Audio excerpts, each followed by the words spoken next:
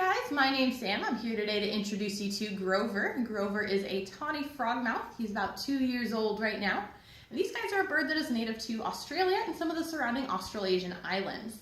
Now, one of the most common questions I get here at the zoo regarding this animal is, what kind of owl is that? And they're actually not an owl at all. They're actually in a completely different family known as the nightjar family. But they are another group of nocturnal birds, which is why they're so commonly mistaken. They have a lot of the same adaptations and features that allow them to survive at night. So one of the biggest things you'll see with these guys is their bright yellow eyes. Now that yellow color does allow them to reflect a lot of light that they can find, whatever they can find, and help them be able to see really well at night. And having large eyes allows them to let in more light as well, getting anything that they can. Now you'll see these kind of bobbing his head around a little bit. On top of that, they will also turn their heads around to kind of see what's going on around them. These guys, since their eyes are so large, don't move in their head just like an owl. They have to turn their head around instead. And they can turn that head about 270 degrees, which is about 3/4 of the way around, so it's pretty impressive.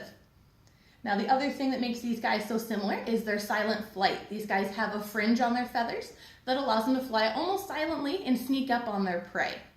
The biggest differences, though, are going to be their hunting styles. So owls do a lot of hunting where they swoop down out of the sky and they grab with their feet. They're going to eat things like mice and other small rodents like voles and shrews. These guys, however, eat a lot more bugs than anything else. And there's got two different ways that he can usually hunt. So one is to fly through the air. He can open that mouth and just kind of scoop them up as he's flying a little bit. He's even got sensory feathers on the front of his face there that help him sense when there's a bug flying nearby. The other thing he can do is sit on a branch and just open that mouth up wide. And the inside is actually bright yellow, part of how they got the name Tawny Frogmouth. And that bright yellow mouth attracts bugs, just like a light on your porch would. So it really helps get those bugs over to them. Now these guys face a lot of perils out in the wild. A lot of different carnivores can go after these guys. But one of the more commonly increasing threats to these guys is actually our own dogs and cats at home. So these guys are getting out more and more often, and even sometimes becoming feral, and are using these guys as prey. So easy things to do at home. If you do allow your cats and dogs outside, make sure you're keeping a really close eye on them and make sure they're not disturbing the native wildlife. Or make sure you also spay and neuter your pets, because if they accidentally get pregnant or they get a feral animal pregnant, you're increasing that population and increasing the chance that these guys are going to be hurt. Now it's really important to keep these guys alive because, as I mentioned, they do eat a lot of bugs, so they're very important to pest control. They're going to eat all those bugs that we really don't want to have flying around, all the moths and other flying insects, things like worms, crickets, sometimes even small rodents, so they're really helpful for that as well.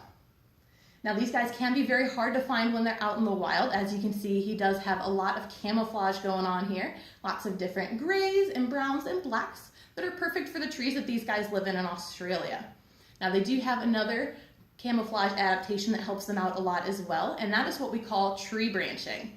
So since these guys spend a lot of time in trees, what they can do is pull their feathers in really, really tight and stretch themselves out really tall, so they actually look like they're part of a dead branch, and it actually makes them very difficult to find. I want to thank you guys for coming out to meet us today. I hope you guys have a great rest of your day.